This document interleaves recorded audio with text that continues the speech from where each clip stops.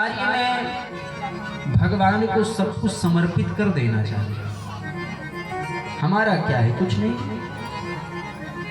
एक राजा बड़े दान करते थे, लेकिन उनके दान की एक बड़ी महिमा थी।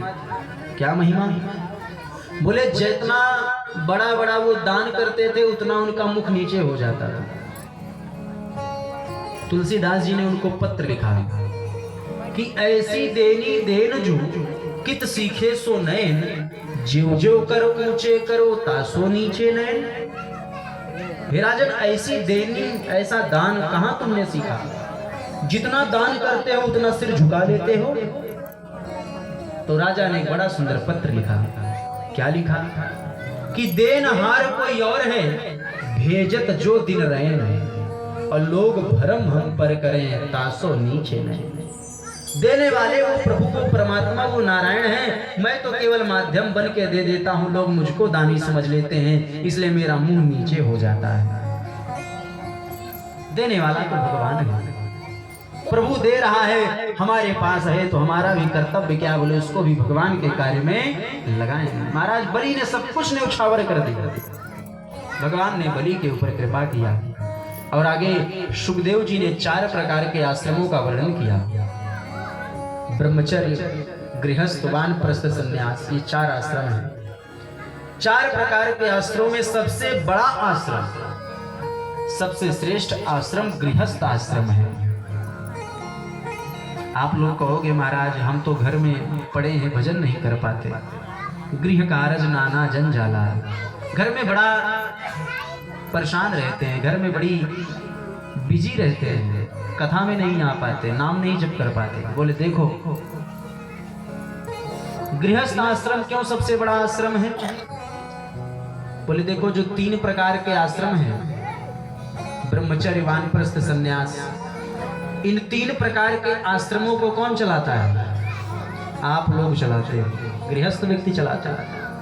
गृहस्थ व्यक्ति किसी मठ मंदिर में किसी साधु संत को दान धर्म ना करें तो क्या बाबा जी अपना घर बेच के चलाएंगे मंदिर? हाँ? क्या कोई साधु किसानी करते हैं? नहीं।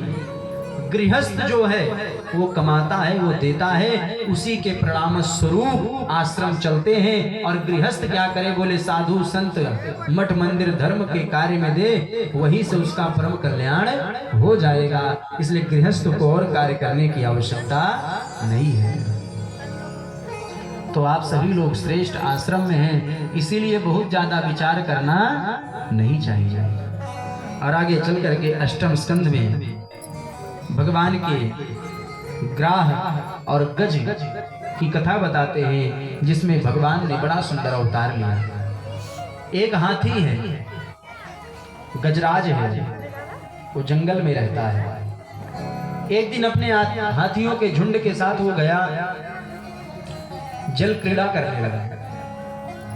जल क्रीड़ा करते करते वो इतना मदोमत्त हो गया कि उसी जल में क्रीड़ा करते करते एक वहां पे ग्राह था, मगरमच्छ था। जिस मगरमच्छ ने क्या किया? बोले उस गजराज के पैर को पकड़ दिया। और जब पैर पकड़ा तो क्या हुआ? बोले उसने सोचा ये तो छोटा सा है, ये हमारा क्या कर पाएगा, हम इससे छुटकारा लेंगे।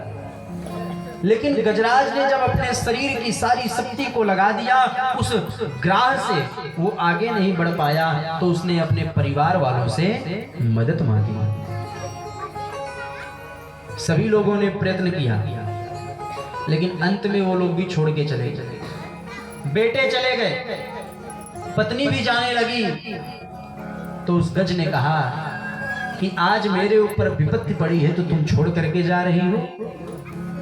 तो उसकी पत्नी ने कहा कि तुम्हारे एक की वजह से सबके प्राणों का बलिदान हो, यह उचित नहीं। गजराज को वैराग्य आ गया कि जिस परिवार के लिए, जिन परिजनों के लिए, जिन पुत्रों के लिए मैंने सबसे युद्ध किया, मैंने क्या क्या नहीं किया, आज जब मेरे ऊपर विपत्ति की घड़ी आई, सब मुझको छोड़कर चले जा रहे हैं।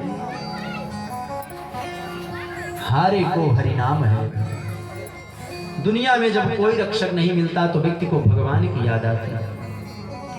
व्यक्ति भगवान के शरण में ही तब जाता है जब दुनिया से उसको ठोकर मिल जाती है, उससे पहले आंख नहीं खुलती।